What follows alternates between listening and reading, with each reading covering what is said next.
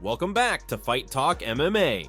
Today we're diving into a shocking welterweight upset and covering every electrifying development across multiple weight classes. Leon Edwards recently suffered a tough loss to Sean Brady, leaving many fans questioning where he stands among the welterweight elite. This marks Edwards' second consecutive bout in which his ground game was exploited, raising doubts about whether he can make another title run at 33 years old. In his prime, Leon Edwards held victories over top-tier fighters like Kamaru Usman and Colby Covington, showcasing that he still possesses high-level skills. However, his recent performances against strong wrestlers like Belal Muhammad and now Sean Brady have fueled talk of a possible shift to a gatekeeper role. Observers are curious if the UFC might match him against someone like the winner of Jeff Neal versus Carlos Prates to test his resilience. Despite these setbacks, Leon Edwards has shown grit before, and it remains to be seen if he can adjust his game plan and spark another thrilling comeback. Fresh off his win over Leon Edwards, Sean Brady made it clear he wants a welterweight title shot sooner rather than later. Pointing to recent victories over highly regarded opponents, Sean Brady noted he's beaten a stronger lineup compared to other contenders like Shavkat Rakhmonov. By continuously pressuring on the feet and then dominating with takedowns, Sean Brady demonstrated a complete MMA arsenal that could challenge the current champion. Beyond calling for the title, he's open to serving as a backup contender if anything should happen to derail a scheduled championship fight. This willingness to be on standby exemplifies his determination and confidence, fueling fan discussions about whether he might surpass other contenders in the race to the top. If Sean Brady can maintain his relentless pace and grappling edge, he could become a nightmare matchup for any welterweight title holder. Arman Tsarukyan remains determined to cement himself as the #1 contender in the lightweight division, but he's had trouble finalizing his next matchup. After building an impressive 9-1 record since his initial bout with Islam Makhachev, Arman Tsarukyan was primed for a possible title shot until circumstances derailed his path. He recently voiced frustration on social media, specifically calling out both Charles Oliveira and Justin Gaethje for sitting on the sidelines instead of accepting a fight. While it's understandable that top contenders seek marquee bouts, Arman Tsarukyan argues that staying active is the only way to prove who truly belongs in the championship conversation. Meanwhile, fans are intrigued by the idea of Arman Tsarukyan and Justin Gaethje testing each other's striking and wrestling. Regardless of who steps up, this rising star appears eager to show the world why he deserves the next shot at lightweight gold.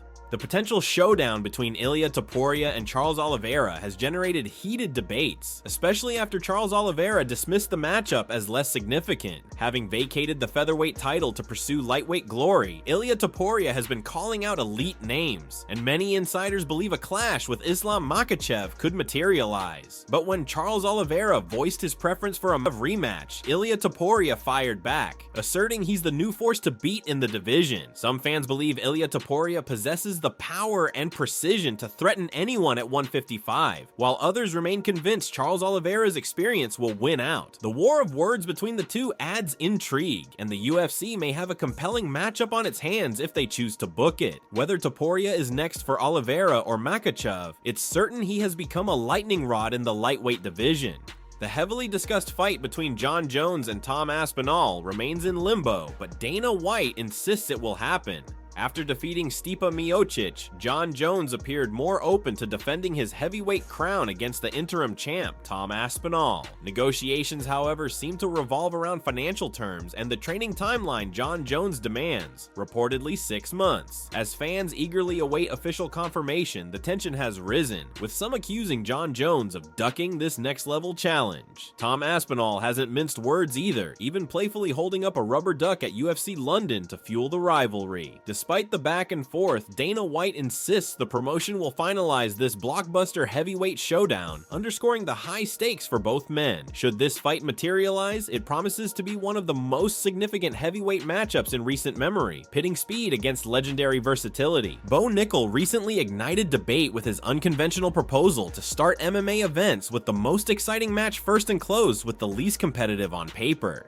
Drawing from fans' complaints that some cards drag on, Bo Nickel believes delivering the crowd pleaser up front would keep energy levels high. The idea quickly drew a slew of critical responses, with many pointing out that promoters rely on top fights to keep viewers watching through the end. Critics also argue that star fighters deserve headliner status, ensuring a climax that rewards fans for staying until the final bell. Others note that the current arrangement has a proven track record of generating revenue and anticipation, so promoters have little incentive to flip the order. Whether Bo Nickel's plan gains traction remains to be seen, but it certainly stirred conversation about how MMA events are structured and consumed. Merab Dvalishvili is known for his spirited dance moves, but a recent video almost ended in disaster when he stumbled near the edge of a cliff. The bantamweight star managed to regain his footing, though the clip shows him limping slightly and clearly shaken up by the narrow escape. Fans on social media immediately voiced concern, joking that one misstep could have dramatically shifted the division's title landscape. Nevertheless, Merab Dvalishvili seems to have escaped significant injury, keeping his anticipated rematch with Sean O'Malley on track. Known for relentless takedowns and a frenetic pace, Merab Dvalishvili has become a fan favorite both inside and outside the cage, drawing attention for his athletic skill and charismatic presence. While his cliff dancing days may be behind him, this close call underscores the unpredictable reality of a fighter's daily life, even off the canvas.